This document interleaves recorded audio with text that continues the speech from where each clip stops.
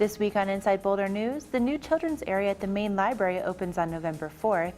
Boulder firefighters dedicate time off to educating elementary school students about fire safety, and community members ask local retailers to help protect bees from systemic pesticides. Welcome to Inside Boulder News. I'm Ashley Prill. The main library renovation project is entering the home stretch. Next week, the new children's area will open and Phase 4 of construction will begin. So in Phase 4, the Arapahoe side of the library on the first floor is closed. That's currently where the old children's area and circulation functions are now, as well as our media collections and large print collections. So that'll be closed off through the months of November through mid-January of next year. In order to accomplish Phase 4 changes, the entrance to the main library and circulation functions will be moved to the north building. So there'll be self-checkout machines, the circulation desk, holds, a variety of browsing collections like new materials, and some of the fiction collection will be available for patrons over there. They'll be able to come through the bridge area, which will be created as a thoroughfare for Phase 4, so it won't be completely renovated. The cafe doesn't open until February of next year, so it'll be a thoroughfare so patrons can come through the north side and get access to the children's area as well as the second floor computers and nonfiction collections. The new children's area features several exciting improvements from its previous location. They have all of their own space, and it's acoustically separated from the rest of the library, so they can have as much fun and be as noisy as they want to be in this space. And this space here is exclusively for younger children in early literacy, so we'll have a lot of fun manipulatives and games and board books in this space. There'll be some built-in seating so that parents and kids can enjoy the scenery as well as read stories. Over in the space here we'll have a computer area and craft area for the kids, and they've recently named this space the Banana Room because it's all yellow. The new children's area will open at 10 a.m. on Tuesday, November 4th, and you'll need to use the new entrance to the main library through the Canyon Gallery to get there. Funding for the project comes from several sources, including the 2011 voter-approved capital improvement bond. Details about the renovation, including a funding breakdown, can be found at boulderlibrary.org. As we set our clocks back and head into November, the city urges residents to prepare for the snow season ahead. It may be a little while before we actually see snow on the ground, but a few tips can make winter travel safer for everyone in Boulder. We always recommend that residents have an emergency supply kit in their car because weather in Colorado can be quite unpredictable. In terms of your safety, we ask that you never pass a plow truck while it's in operation. And for the safety of others, we ask that you remove all the snow from the roof of your car before you start driving. When we have significant snowfall, the city has 15 trucks that plow predetermined routes and one floater truck that responds to public safety and community requests. The Public Works Department will plow primary and secondary roads as well as multi-use paths and on-street bike lanes. We generally don't plow residential streets because around here the snow melts within about a day or two.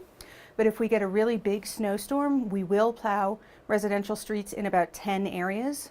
All Boulder residents and businesses are required to clear their sidewalks within 24 hours after the end of a storm. We're reminding residents to make sure that they clear the snow and ice from their sidewalk and also their fire hydrant. If they can dig that out, if it needs that as well, that's a great help to the fire department. If you're unable to shovel the snow on your sidewalk, you can call Boulder County Care Connect's Ice Busters program and they can help you out with that.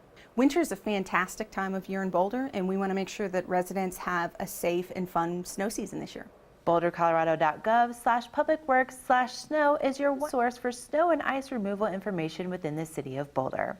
You'll find the map of snow removal routes, important phone numbers, the official snowfall report, and additional winter tips. If you need help clearing your sidewalks this winter, contact the Ice Busters program by calling 303-443-1933 or visit careconnectbc.org. Enhancing public safety is a top priority for Boulder Fire Rescue firefighters, even when it means working on their day off. Inside Boulder News caught up with a couple of them this week as they spent part of their weekend teaching fire safety to first graders at Bear Creek Elementary School. Just got off this morning, so yeah, we're here bright and early and ready to go. Who here can tell me where their meeting place was at their home. So in first grade, we really go over having a meeting place and really showing the kids that they need to be able to get out of the house and they can do that on their own. So we really preach, you know, checking doors, staying low under smoke, crawling, and then going to that one place that them and their family decided on where to meet. I learned today of how to keep me safe from fires and where to go to my meeting place. And it was fun, and we know about the smoke detector, and we know to change them. You know, last year we were actually here and we taught a little girl that had a fire in their condo, and it was about 2 weeks after we taught it. And just from what she had remembered from class, it was pretty cool to see that, you know, it stuck with her and she got her and her family out safely. So we were able to come back and give her an award. So it was pretty neat to see, because you kind of wonder how much they really retain, especially being young, just seeing firefighters. It's a cool day to be here, but, you know, seeing that it actually does stick with them, it's pretty special. Common questions, emergency information, and educational materials can be found online at bouldercolorado.gov/fire rescue. Over the summer, Boulder became the first city to have a Be Safe neighborhood in Colorado. A Be Safe neighborhood is one that does not use systemic pesticides known as neonicotinoids on lawns or gardens. Now, the same volunteer community organization responsible for that title is expanding efforts in hopes of including all of Boulder and raising awareness about the impact of our purchasing decisions. There are Be Safe neighborhoods in other parts of the state as well as other parts of the country. And it's really taken on a much bigger perspective. And we're realizing that it's important to not just have your neighbors pledge to be safe and do the right thing for their gardens and the bees that visit their gardens, but also for them to be aware of what they're buying and where they're buying it and make sure that they're buying safe things. So we're now making the next step. We're reaching out to retailers. Our Retailer Pledge campaign is asking retailers to pledge to sell Be Safe products and to label those that aren't Be Safe, and also to encourage and educate their consumer base about what is Be Safe. So we're doing this now because retail store owners are making their purchases now for next spring.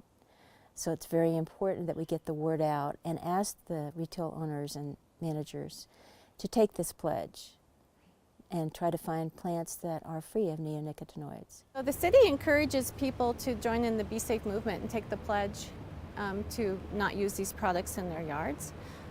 But you can do everything right, where you plant bee-friendly plants, you don't use these pesticides, but you can still inadvertently bring them into your yard through plants that have been pre-treated.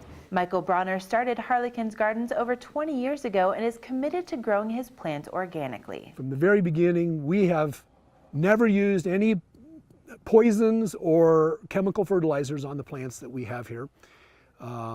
We do buy plants that have been raised with poisons and chemical fertilizers, but once they get here, they're always managed organically. Due to the widespread use of neonicotinoids and how long they last, it's difficult for retailers to be sure they're buying plants that haven't been treated with them.